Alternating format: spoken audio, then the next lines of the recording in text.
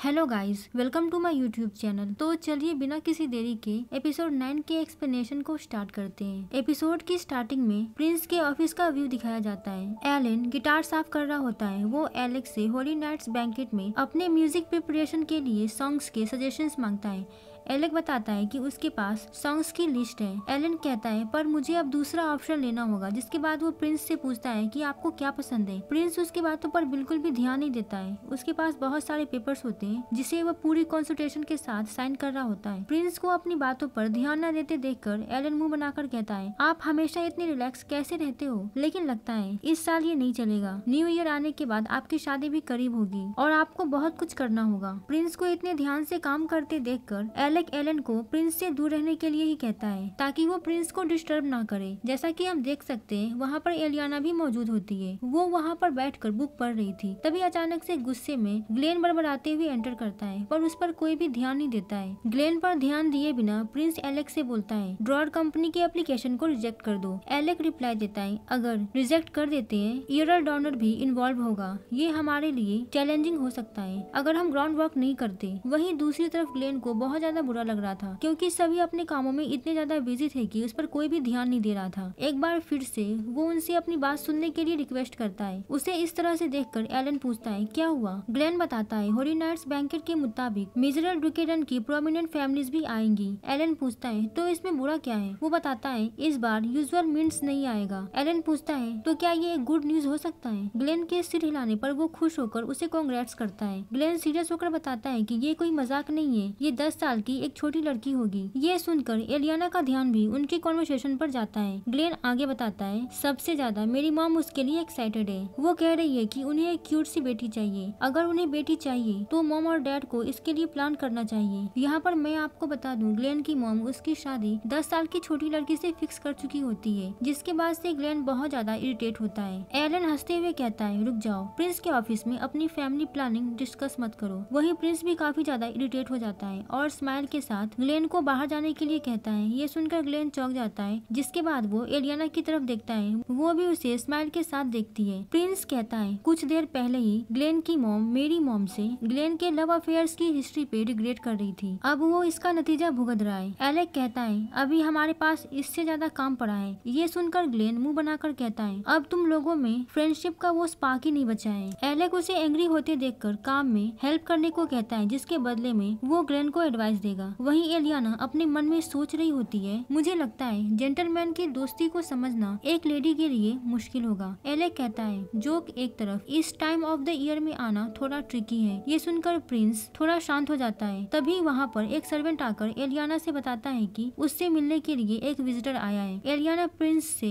Permission लेती है। वो पूछता है, एली क्या तुम्हें किसी चीज में प्रॉब्लम हो रही है? वो प्रिंस को कुछ भी नहीं बताती और वहाँ से निकल जाती है। कॉरिडोर में जाते हुए एलियाना मन में सोचती है, भले ही मैंने प्रिंस से बोल दिया कि मुझे कोई भी प्रॉब्लम नहीं है, पर अभी रिसेंटली सिचुएशन कुछ ऐसे क्रिएट हो गए हैं जिससे मैं आदी नहीं हूँ और इस सच्चाई से मैं डिनाई भी नहीं कर सकती जो मेरे कदमों को रोक रही है। जिसके बाद वो डीप ब्रेथ लेकर रूम के अंदर एंटर करती है। जैसा कि हम देख सकते हैं उस रूम में बहुत सारे शूज, डिजाइनर ज्वेलरी रखे होते हैं। साथ ही सभी डिजाइनर्स भी उस रूम में मौजूद थी। सर्वेंट की परमिशन के बाद सभी लेडीज एलियाना को घेर लेती है और अपने अपने ड्रेसेस एंड ज्वेलरी की डिटेल्स बताते हुए उसे कन्विंस करने की कोशिश करती है ताकि एलियाना उनसे इम्प्रेस हो जाए और उनमें से किसी एक का ड्रेस चूज कर ले। इतने सारे ड्रेसेस, शूज और ज्वेलरी को देखकर एलियाना तो काफी ज्यादा परेशान हो जाती है। उसे समझ नहीं आ रहा था कि वो इनमें से क्या सिलेक्ट करे। एक मेड एलियाना को ड्रेस ट्राई करने का सजेशन देती है ताकि पता चले कि ये ड्रेसेस उस पर कैसे लगेंगे। जिसके बाद एलियाना को अपने लिए ड्रेस चुनने में आसानी हो जाएगी। जिसके बाद वो मिरर के सामने एक एक करके ड्रेसेस लगा कर देखती है, पर फिर भी उसे कुछ समझ नहीं आ रहा होता है क्योंकि उसे सजने धजने में इंटरेस्ट ही कहाँ है। एलियाना को ऐसे देखकर जेन धीरे से बड़बड़ाता है, जब तक होली नाइट्स बैंकेट खत्म नहीं होता तब तक पैलेस में रहना माय लेडी को मेंटली थका देता है। एक डिजाइनर एलियाना से कहती है, अगर आपके पास कोई सजेशंस है तो प्लीज मुझे बताओ। तभी एलियाना की नजर स्केच पर जाती है। वो उस लेडी से पूछती है, क्या ये स्केच फ्रेश फ्लावर्स से डेकोरेट है और क्या ये यूल फ्लावर्स पर बेस्ड है? जिसके बाद एलियाना उसे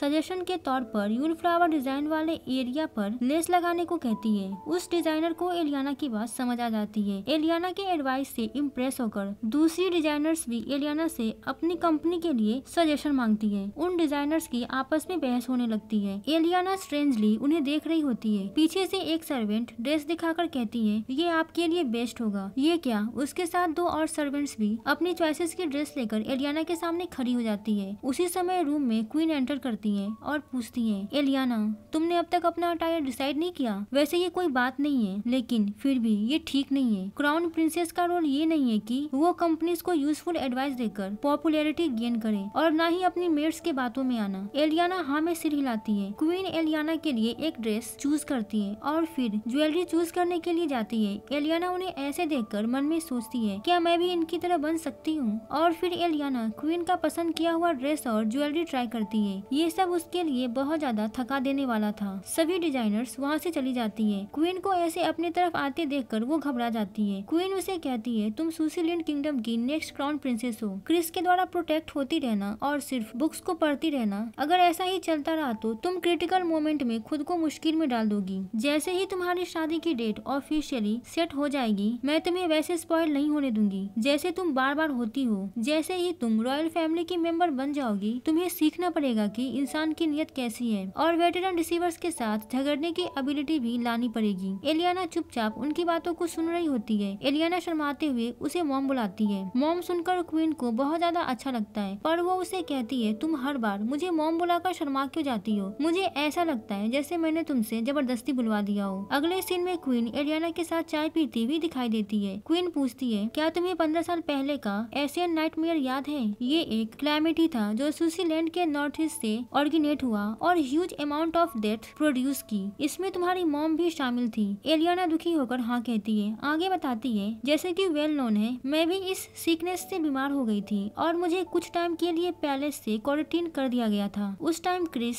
सिर्फ 7 साल का था। मेरा क्राउन प्रिंस के साथ शादी होने से पहले और क्रिस के बर्थ से पहले लोगों ने मुझे कई सारी बातें कही। मैं क्या कहना चाहती हूँ समझ रही हो ना? तभी एलियाना को पास्ट का इंसिडेंट रिमाइंड होता है जब एक लेडी उसे कहती है जो problem current royal family of Sealand अब डील कर रही है वो ये है कि only direct heir prince Christopher है। ओरिजिनली जैसे ही हिज हाइनेस थ्रोन पे आएंगे किंग के छोटे भाई टोरेडोरे सामा अपना सक्सेशन राइट्स क्वेश्चन कर देंगे, लेकिन टोरेडोरे सामा अभी भी अपनी जगह पर ही हैं। असल में कोर्ट में 3 सेक्शंस हैं जो टोरेडोरे सामा को सपोर्ट करते हैं। शायद उन्होंने खुद को रॉयल आर्काइव्स के हेड के पोजीशन पे लेने का फैसला लिया जो कि पावर से दूर है। शायद उन्होंने ऐसा थ्रोन के स्ट्रगल से दूर रहने के लिए किया होगा। प्रेजेंट में एलियाना पूछती है आपका मतलब एक कॉन्क्यूबाइन से है, लेकिन मिजरल डुकेडम के सपोर्ट का क्या होगा? रिप्लाई देती है वो देश तो अपनी एक डचेस को हमें देने के लिए तैयार था। एलियाना के चौंकने पर पूछती है क्या ये मेरी तरफ से ज्यादा इनकंसिडरेट है? लेकिन यही तो किस्मत होती है उन लेडीज की जो रॉयल फैमिलीज में शादी करती हैं। तुम्हारे सोशल एक्सपेक्ट से ज्यादा तुम्हारे अंदर जिस चीज की कमी है वो है रॉयल फैमिली में शादी करने का डिटर्मिनेशन। मेरे साथ जो कुछ भी हुआ वो तुम्हारे साथ आसानी से हो सकता है। जैसे तुम क्रिस के साथ खड़ी हो जो कि सुसीलैंड का क्राउन प्रिंस है, क्या तुम्हारे पास वो डिटर्मिनेशन है? ये सुनकर एलियाना चौंकते हुए अपने मन में बोलती है उन वर्ड्स ने मेरे सीने में एक रिपल बनाया जिसे एंग्जाइटी कहते हैं। नेक्स्ट मॉर्निंग का व्यू दिखाया जाता है। प्रिंस और एलियाना बहुत सारी लेडीज से घिरे हुए दिखाई देते हैं। प्रिंस कहता है लगता है यहाँ हर लेडी बिल्कुल कैप्टिवेटेड हो गई है। मिडिले की छोटी सिस्टर प्रिंस से अपनी बहन को लेकर बात कर रही होती है जो कि प्रिंस की चाइल्डहुड फ्रेंड हुआ करती थी। शेरोन बताती है मेरी दीदी ने आपके द्वारा दिया गया गिफ्ट एक खजाने की तरह संभाल कर रखा है। एलियाना मिस मिडिले के बारे में अपने मन में बोलती है वो ग्रैंड डचेस है जो पियरल प्रिंसेस के नाम से भी जानी जाती है और मिजरल डुकेडम का प्राइड है। साथ ही अपने ब्यूटी और विटी के लिए भी जानी जाती है। उन्होंने किसी नोबल मैन से शादी किया और डचेस के पोजीशन से स्टेप डाउन कर चुकी है जो कि वो प्रिंस की चाइल्डहुड फ्रेंड थी। तो उनका इंटरेक्शन होता आया है और कहा जाता है कि एक वक्त पर वो उनकी मंगेतर के लिए कैंडिडेट थी। शेरोन कहती है काश आप मिडिले को भी होली नाइट्स बैंकेट में इनवाइट कर सकते, लेकिन वो अभी दुख में है। प्रिंस कहता है मुझे यकीन नहीं होता उनके हस्बैंड शादी के 2 साल बाद ही गुजर गए। इसके लिए मैं अपना दुख प्रकट करता हूँ। जिसके बाद शेरोन पूछती है एक चाइल्डहुड फ्रेंड होने के नाते क्या आप मिडिले से बात करके उसे अच्छा फील करवाएंगे? साथ ही एलियाना से भी रिक्वेस्ट करती है कि वो प्रिंस को इसके लिए तैयार करे। प्रिंस कहता है मुझे उनकी लॉस का अफसोस है पर सुसीलैंड से पहले ही दुख प्रकट कर दिया गया है। मैं समझ रहा हूँ तुम उसे खुश रखने की कोशिश कर रही हो। ग्लेन बहुत लकी है कि उसने इतनी काइंड हार्टेड और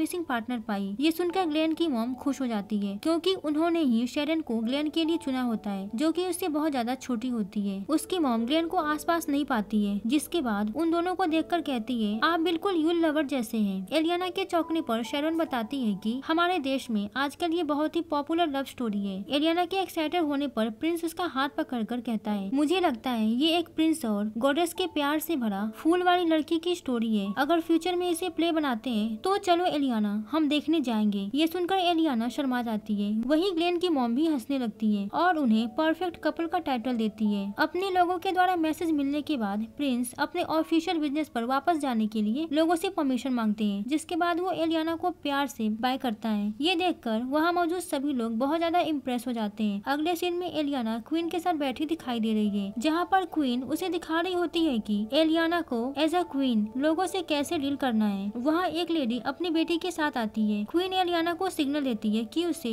उनके साथ कैसे बिहेव करना है। वो लेडी बताती है कि मेरी बेटी ने अपने ड्रेस को खुद ही डिजाइन किया है। मुझे पता नहीं था कि मेरी बेटी में ऐसा टैलेंट है। आपका क्या ख्याल है? क्या मैं आपका ऑनेस्ट ओपिनियन मांग सकती हूँ? एलियाना ड्रेस पर बना यूल फ्लावर को देखकर चौंक जाती है। क्वीन बताती है कि ये आइडिया बुरा नहीं है। वो लेडी बताती है, हमारी फैमिली अभी तक एक मेजर कंपनी से यूल फ्लावर्स परचेज करने के लिए निगोशिएट कर रही है। मुझे पूरा यकीन है कि ये हमारे नॉर्थ के रिलेशंस के लिए भी यूजफुल होगा। क्वीन पूछती है, ये प्रॉमिसिंग है, क्या आप डिप्लोमेसी में रोल प्ले करना चाहती हैं? उसकी बेटी रिप्लाई देती है, जो बेस्ट है मैं कर सकती हूँ वो है ब्लड लाइन कंटिन्यू करना, ताकि मैं अपने हस्बैंड को डिस्ट्रेस ना करूँ। ये सुनकर एलियाना तो चौंक जाती है। वहीं उसकी मॉम कहती है, मेरी बेटी ने एक लेडी होने का आर्ट में मास्टर कर लिया है। माय लेडी, क्या आप मेरी बेटी के डिजाइन को अपने अटायर में इंक्लूड करेंगी? क्वीन कहती है, मैं कंसीडर करूंगी। वो दोनों वहाँ से चली जाती है। मेड क्वीन से पूछती है, क्या हम एक्शन लें? क्वीन उसे वेट करने को कहती है और फिर हेयर स्टाइल खराब होने का बहाना देकर एलियाना को वहाँ से जाने को कहती है। अगले सीन में एलियाना अकेले रूम में बैठकर सोचती है, क्वीन ने मुझे अकेले सोचने के लिए वक्त दिया। शायद उन्होंने ऐसा इसीलिए किया ताकि मैं अपना थका हुआ फेस गेस्ट के सामने ना दिखाऊं। उस लेडी की ड्रेस मेरी कुछ दिन पहले की एक रिमार्क पर बेच रहे हैं। इसका मतलब ये है कि कोई मेरी इन्फॉर्मेशन को लीक कर रहा है। शायद वो सोचते हैं कि मैं क्वीन और प्रिंस के साथ खड़े होने के लायक नहीं हूँ। जिसके बाद एलियाना रूम से बाहर आकर कॉरिडोर की तरफ जाने लगती है। मेड के आवाज लगाने पर वो कहती है, मैं थोड़ी नाइट की ब्रीज लेने जा रही हूँ, और बालकनी में जाकर डीप ब्रेथ लेती है। साथ ही खुद को संभालने की कोशिश करती है। तभी उसकी नजर प्रिंस पर जाती है, जो कि शेरॉन के साथ आई लेडी से बात कर रहा होता है। एलियाना को काफी हैरानी होती है। वो लेडी प्रिंस को लेडी मिरेले की तरफ से दिया गया एक एनवलप देती है। ये देखकर एलियाना जैसे फ्रीज हो जाती है। सीन यहीं पर कट होता है। अगर आपको मेरा ये वीडियो अच्छा लगे तो मेरे वीडियो पर लाइक एंड कमेंट करें। साथ ही मेरे चैनल को सब्सक्राइब करना मत भूलिएगा। अब मिलते हैं अपने नेक्स्ट वीडियो में। तब तक के लिए bye bye and take care.